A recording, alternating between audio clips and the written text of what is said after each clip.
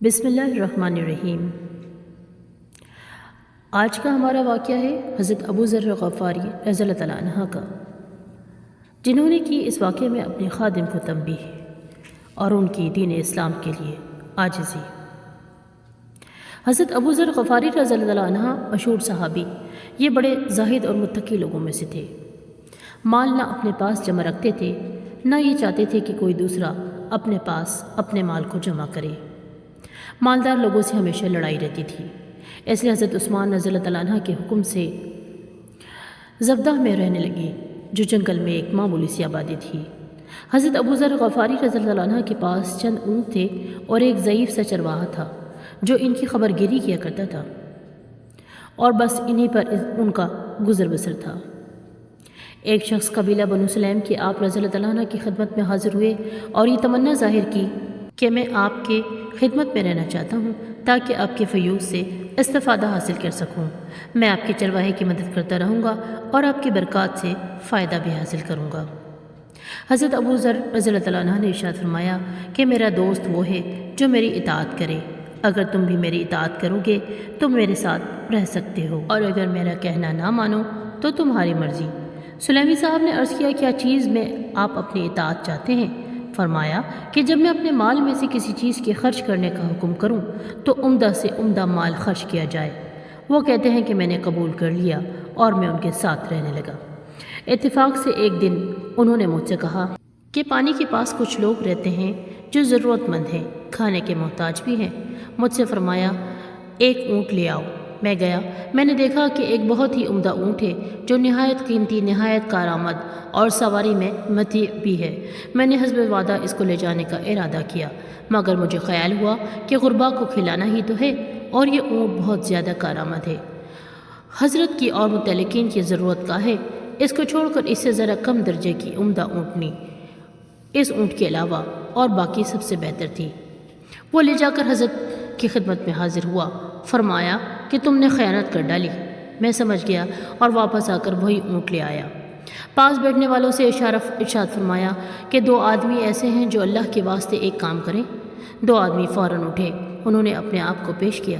فرمایا کہ اس کو ذبح کر دو، اور ذبح کے بعد گوشت کاٹ کر جتنے گھر پانی پر آباد ہیں ان کو شمار کر کے ابو ذر کا یعنی اپنا گھر بھی ایک عدد ان میں شامل کر لو اور سب کو برابر تقسیم کر دو۔ میرے گھر بھی اتنا ہی جائے جتنا ان میں سے ہر گھر میں پہنچایا جائے۔ انہوں نے تعمیل ارشاد کی اور سب گھروں میں برابر سے تقسیم کر دیا۔ اس کے بعد مجھے بلایا اور فرمایا کہ تو نے میری وصیت عمدہ مال خرچ کرنے کی جان بوجھ کر چھوڑ دی یا بھول گیا تھا؟ اگر بھول گیا تھا تو معذور ہے۔ میں نے عرض کیا کہ بھولا تو نہیں تھا، میں نے اول اسی اونٹ کو لیا تھا، مگر مجھے خیال ہوا کہ یہ بہت کارآمد ہے، آپ کو اکثر اس کی ضرورت رہتی ہے، محض اس وجہ سے چھوڑ دیا تھا۔ فرمایا کہ محض میری ضرورت سے چھوڑا تھا؟ عرض کیا کہ محض آپ کی ضرورت سے چھوڑا تھا۔ فرمایا اپنی ضرورت کا دن بتاؤں؟ میری ضرورت کا دن وہ ہے جس دن میں قبر کے گڑھے میں اکیلے ڈال دیا جاؤں گا، اور وہی دن میری ضرورت اور احتیاج کا ہوگا، اور زبردست احتیاج کا ہوگا۔ مال کے اندر حصے دار ہیں تین: ایک تقدیر جو مال لے جانے میں کسی چیز کا انتظار نہیں کرتی، اچھا برا ہر قسم کا مال لے جاتی ہے; دوسرا وارث جو اس کے انتظار میں ہے کہ میں مروں تو وہ میرا مال لے لے; اور تیسرا حصے دار تو خود ہے، اگر ہو سکتا ہے اور تیری طاقت میں ہو تو تینوں حصے داروں میں سب سے زیادہ اپنا حصہ لینے والا بن جا۔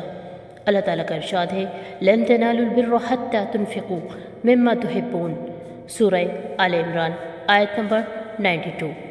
اس لیے جو مال مجھ سے سب سے زیادہ پسند ہے اس کو میں اپنے لیے آگے چلتا کروں تاکہ وہ میرے لیے جمع رہے۔ ناظرین کرام، اس واقعے کا فائدہ کچھ یوں ہے کہ تین حصے داروں میں سب سے زیادہ عاجز نہ بن کا مطلب یہ ہے کہ جو ہو سکے اپنے لیے آخرت کا ذخیرہ جمع کر لے۔ ایسا نہ ہو کہ مقدر غالب آ جائے اور وہ مال تجھ سے ضائع ہو جائے، یا پھر تو مر جائے اور وہ دوسروں کے قبضے میں آ جائے کہ بعد میں کوئی کسی کو نہیں پوچھتا۔ آل اولاد اور بیوی بچے سب تھوڑے بہت دنوں رو کر چپ ہو جائیں گے۔ ایسا بہت کم ہوتا ہے کہ مرنے والے کے لیے بھی کچھ صدقہ و خیرات کرنا یاد رہ جاتا ہے۔ اور اسی بات کو یاد رکھیں، ایک حدیث میں حضور اکرم صلی اللہ علیہ وسلم کا ارشاد ہے کہ آدمی کہتا ہے کہ میرا مال، حالانکہ اس کا مال صرف وہ ہے جو کھا لیا، اور صرف وہ ہے جو ختم کر دیا اور پہن لیا اور پرانا کر دیا، یا پھر اللہ کے راستے میں خرچ کر کے اپنے لیے آگے خزانوں میں جمع کر دیا۔ اس کے سوا جو کچھ بھی ہے وہ دوسروں کا مال ہے، لوگوں کے لیے جمع کر رہا ہے اور تیرا اس میں کچھ فائدہ نہیں۔ ایک حدیث میں آیا ہے کہ حضور صلی اللہ علیہ وسلم نے دریافت فرمایا، تم میں سے ایسا کون شخص ہے جس کو اپنے وارث کا مال اپنے سے اچھا لگے؟ صحابہ کرام نے فرمایا، یا رسول اللہ صلی اللہ علیہ وآلہ وسلم، ایسا کون ہوگا جس کا دوسرے کا مال اپنے سے زیادہ محبوب ہو؟